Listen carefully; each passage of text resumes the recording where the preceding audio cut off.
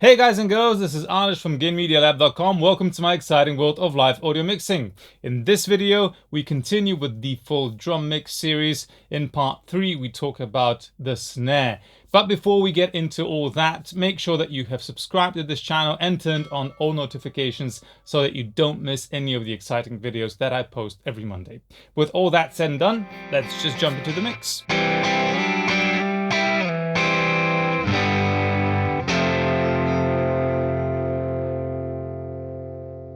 So in part 1 we talked about mixing the overheads, in part 2 we talked about the kick drum and we mixed the kick in and kick out into the overhead sound of the drum that we have set up. And if you haven't watched part 1 and part 2, I encourage you to do just that so that you know where we are and how we got there at this point. So let's just quickly remind ourselves what we sound like at this point with just the overheads and the kick mixed in, and then we start adding in the snare.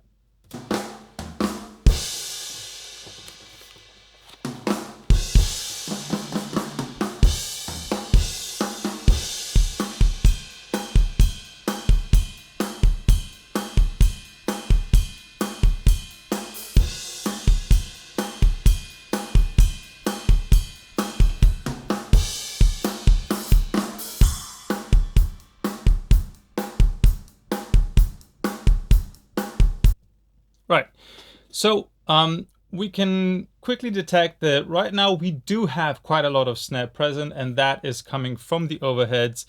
The kick is very direct and very much punchy, and it has attack, but the rest of the drum kit is more of a roomy sound, and we just want to add in the direct microphones to that sound.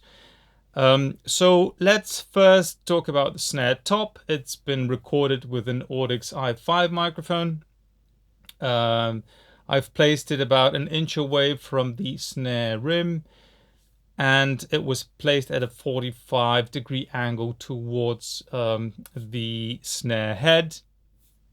We will now check the gain and the signal of that particular microphone, that particular channel, and then we'll start talking about EQing, compressing, and everything else that we need to do with the snare to get it sounding right. Okay, snare top.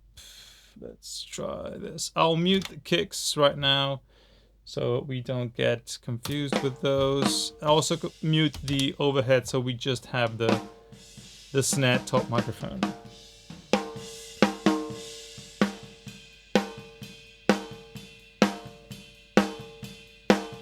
I'm shooting for minus 12 dB ppm on my meter with the snare drum because it's really transient rich and percussive, so I want to have that sound.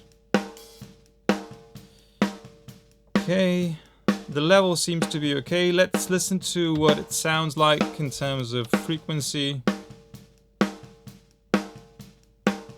You can hear that annoying resonating frequency in the low mid at around 500 hertz-ish. Let's see if I can bring it up for you guys so that you know what I'm looking for.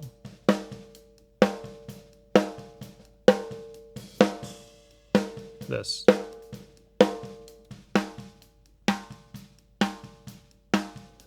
And there's also something else.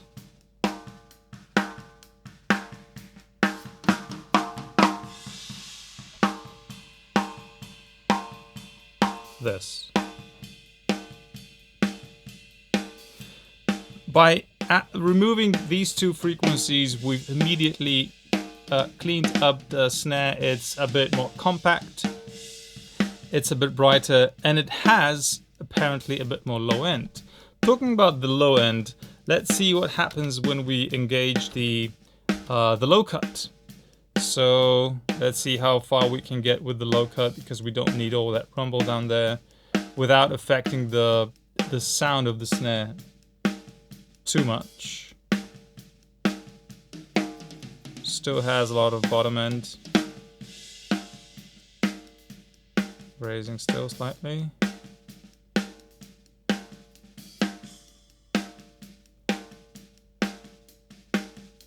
Yeah, I'm hearing a bit of loss in the low end right now, so I'll push back a bit and put the low cut at 150 Hertz. So that's just cleaner.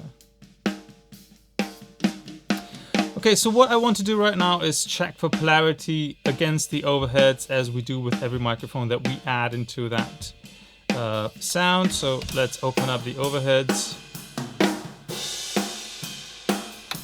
This is without just the overheads, and then I'll add in the snare top microphone.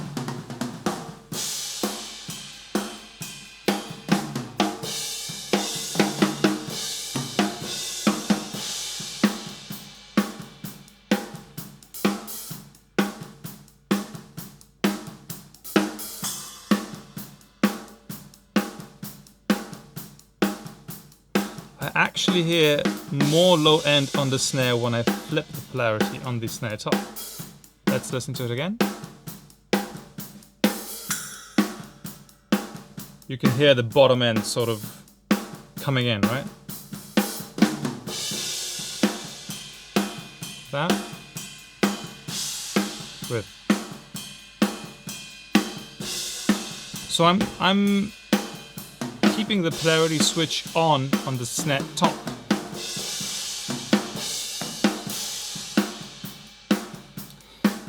Right now I'm going to mute the snare top in and out so that you can hear what that actually adds to the sound of the overhead that we want to do. And my approach with adding snare or anything else into this mix at the moment is listening to what I'm lacking from the overhead sound and what I need to add to sort of get more of what I'm missing over there. Just the overheads.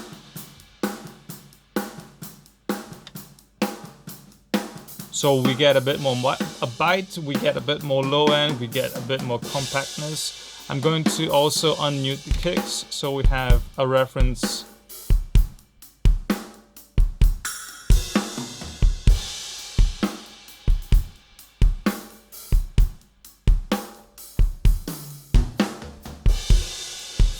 It still sounds a bit dull. It doesn't sound as bright as I would like it to.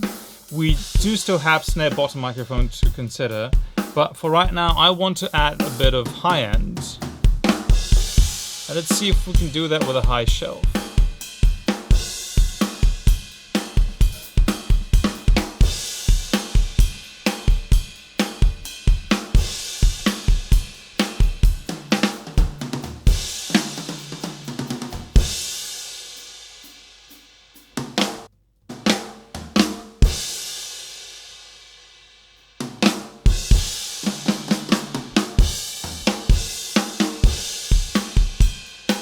Without,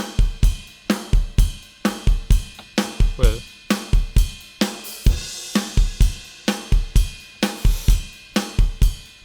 Let's try it with a PEQ, so a parametric EQ instead of a shelf, and just see if we can find a frequency that works really well for this top end. Right there.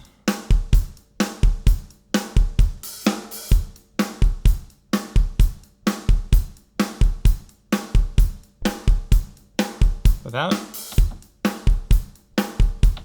with.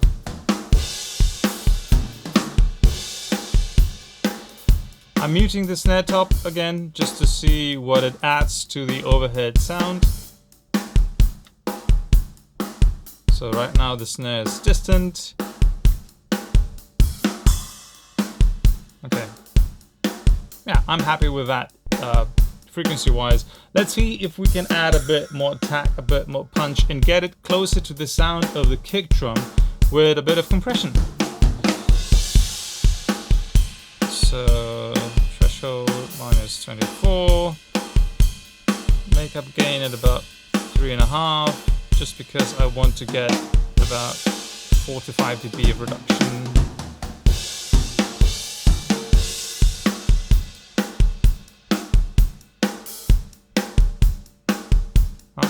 We're there. Let's adjust the attack and release. Attack a bit shorter. release quite a bit shorter.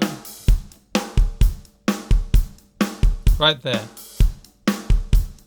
Can you hear it become more punchy and have more attack? I'll go back to what we started with, and then I'll reduce the number of milliseconds on the release time, just that you can hear what actually happens when you compress this.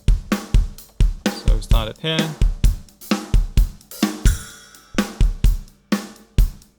It's ish, you know, compressed. And right now it just has a more natural sound, and yet it's still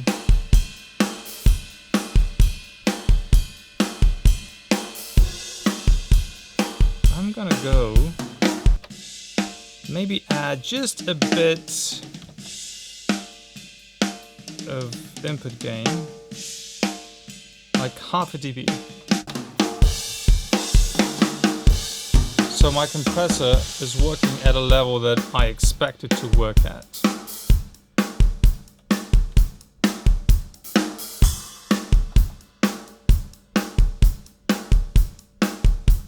Alright. Without. With.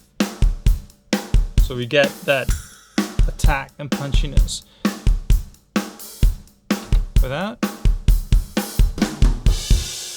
There's no apparent rise in volume, there's just rise in attack and everything else with it. Do we need to gate the snare? I would say not, but let's just check.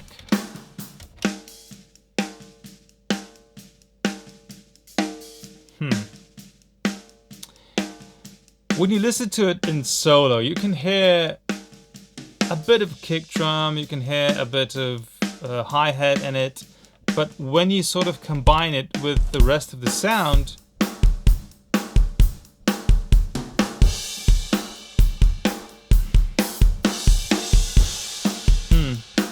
I'm saying no at the moment, and I'll see what happens when I add in the snare bottom, if that changes and I need to have a more compact sound on the snare top. But in isolation, I'm not adding the gate, just because I tend to personally not gate the snare top drum. I want to keep the dynamics open for all of the ghost notes and all of the flams that might happen on that snare, and leave the drummer with a lot of options of what they can do with their instrument.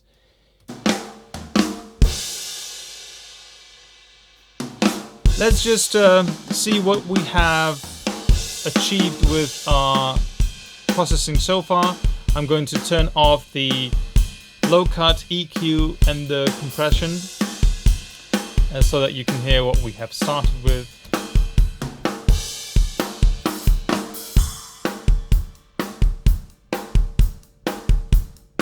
Adding low cut. No major difference there. Just a bit of cleanup on the low end. Adding EQ. There it is. And then compression.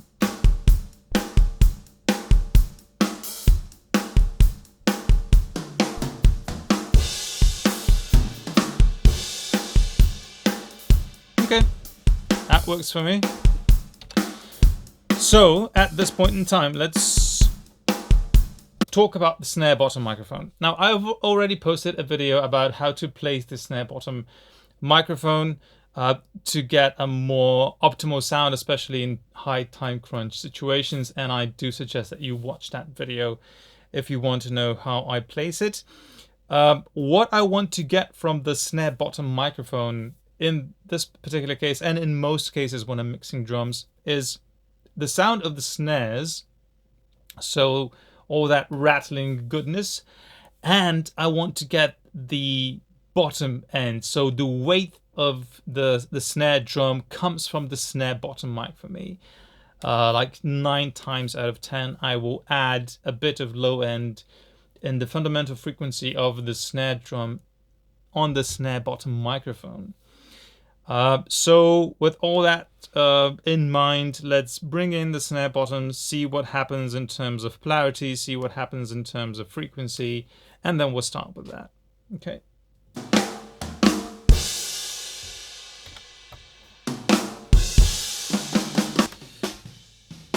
Checking for gain.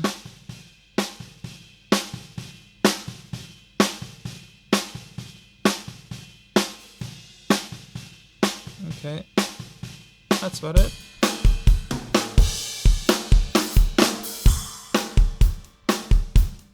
Okay, let's add a bit of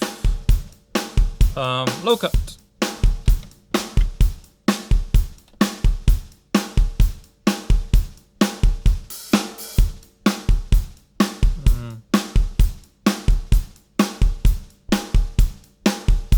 I want to get a bit higher than with the snare top, just to get rid of that kick drum sound that is quite prominent in this snare bottom. Let me just mute this so you can hear what I'm doing.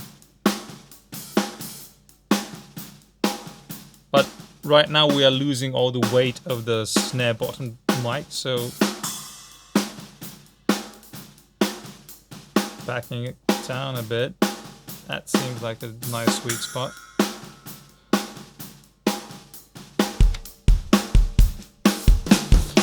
Okay, let's now check for clarity with the snare top microphone. So you remember that we have switched the polarity inversion on the snare top microphone. So when I switch the polarity on this one, it really gets thinned out. Right? The bottom is now back. If we don't engage the polarity switch, if we do, it just gets thinner. So we are not going to engage the polarity switch, which makes sense. But we are going to tackle a few frequency issues that I'm hearing on the snare bottom microphone. So let's put it into context. So all that low mid honkiness,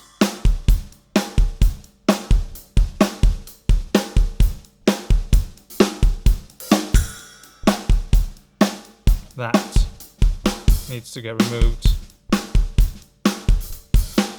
Plus, you can hear that these snares, I'll just mute the rest of the microphones, are very aggressive, and I don't like that. I want the snares, the sound of the snares to be smoother and sort of more combined into one compact, cohesive unit of a snare drum. As opposed to like having the snare top and the snare bottom microphone. So right now they're not working together well. And I want to figure out if there's a frequency, I think it's about 2K-ish.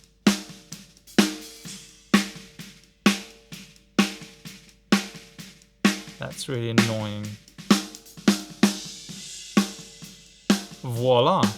Let's just, with a bit gnarly with that filter.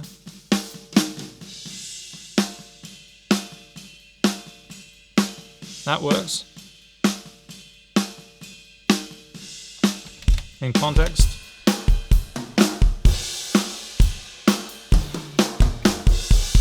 Right. So let's talk about the weight of the snare drum.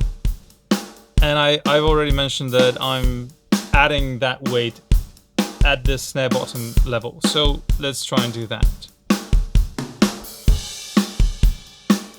There it is.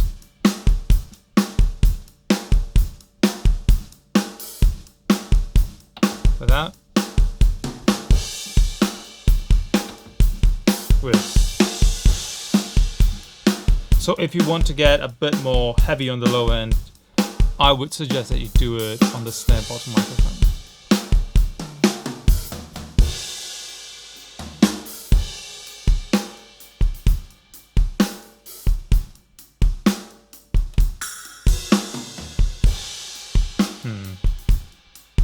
Yeah, that sounds better. Let's see if we can brighten it up a bit.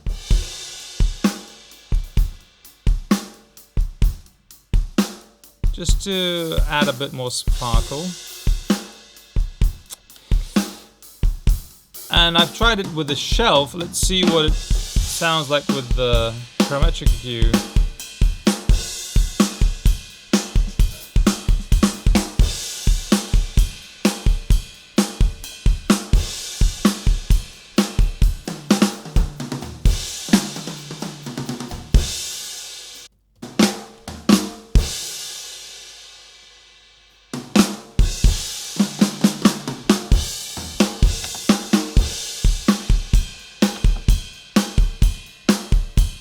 Yeah, it just needed like a bit of a push. Why I don't like using shelves is that I don't want to have uncontrolled frequencies pushing in my mix. So if I don't need frequencies like at 16K from the snare top, snare bottom, whatever it is, the kick drum floating in my PA system, then I won't do it. If I can get away with just a narrower parametric EQ filter at that particular frequency that I want to either cut or boost, then I will use that rather than, you know, going broadband and using shelves. Some of the engineers that I know push shelves really, really hard just because they're used to the sound from the analog gear, which used to have just the shelves as an option at the bottom and the top of the EQ. But right now, since we do have the options of using parametrics, that's what I opt out for. It just adds a bit more control in terms of what it is that hits the PA system, that hits the PA processing. And I don't want any of the unwanted frequencies to sort of muddy up the top end as well, or the low end for that matter. So yeah, the snare top, snare bottom, I still need to compress this snare bottom because I want to sort of glue it together with the snare top. So let's do that real quick right now.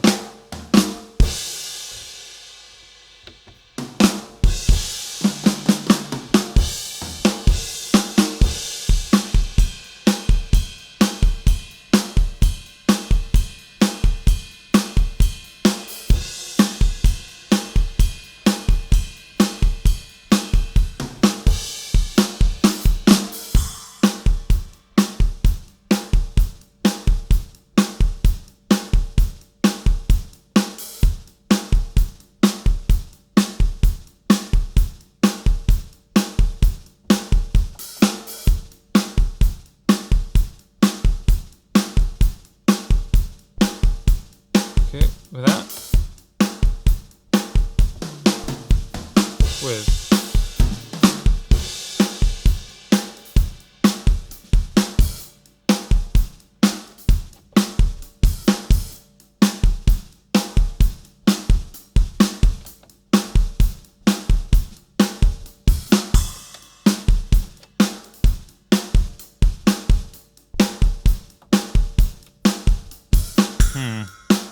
See, it almost got me there.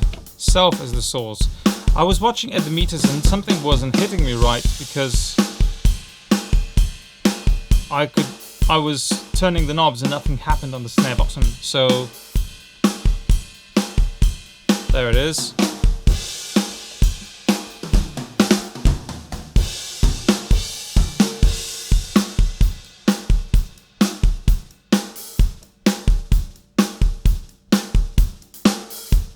Without, with.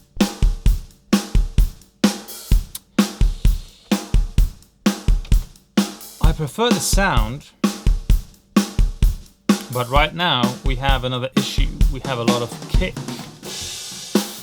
in the snare bottom microphone. And all these rattles translate with every kick hit. So without.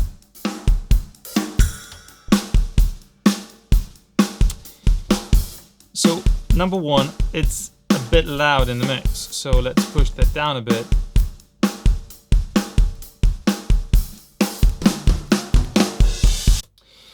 But the other reason is that Right now it's sort of mudding up a lot of the kick, and I don't like that. I don't like that. The sound of the snares when the kick hits. I want the sound of the snare when the snares when the snare hits, and that is a bit of an awkward position for me. So, because I don't want to gate the snare bottom, but sometimes there's just no way around it, and we'll see if we can sort of get away with gating the snare by using filters. And see if that works on that snare bottom. So let's get to work. Okay.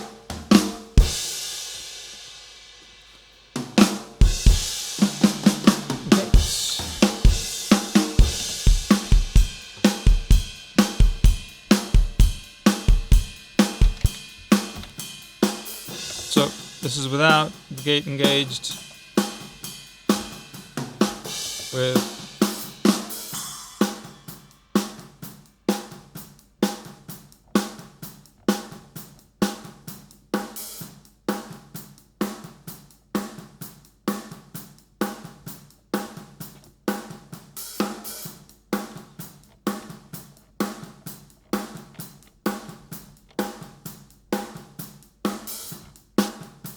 oh, I'm listening to the overheads.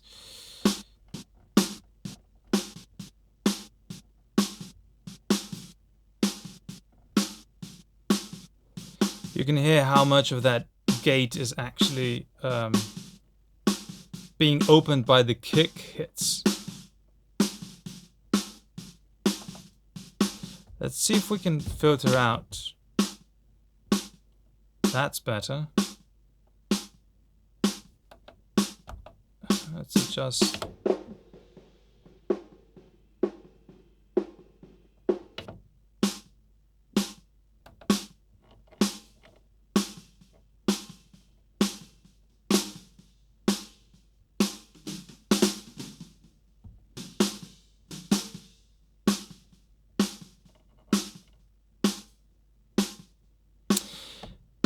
Right now it's working nice because this is a fast tempo song. I have the release at 185, but I want to also consider everything else that comes in the live sound mix. So I'm pushing the release longer, just so I don't have to go back and adjust it every time the tempo of the song changes. Okay, let's listen to it in context. Without.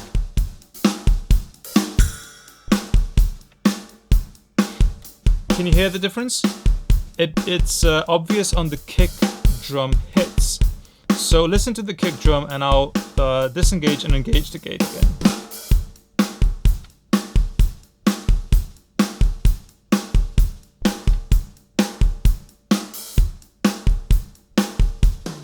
So there's a lot of rattle when it's not engaged, and there's just a cleaner sound with the gate on the snare bottom engaged. Let's just run through everything that we've done to the snare bottom microphone in context, and I'll disengage everything that we've done. So this is,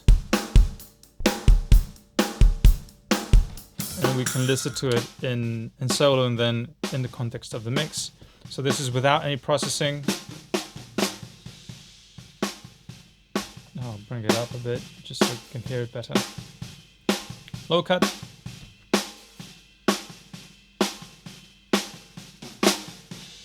EQ. Compression. And compression brought out a lot of those kick hits, and then we added a gate. Now in context.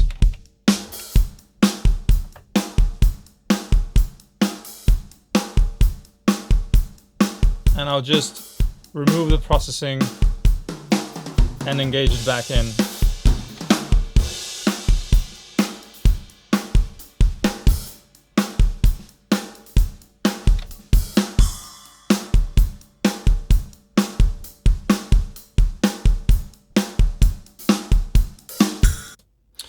Right now, this is a point where I'm happy with how the snare microphones sound and the context of the mix, and I would leave it right there.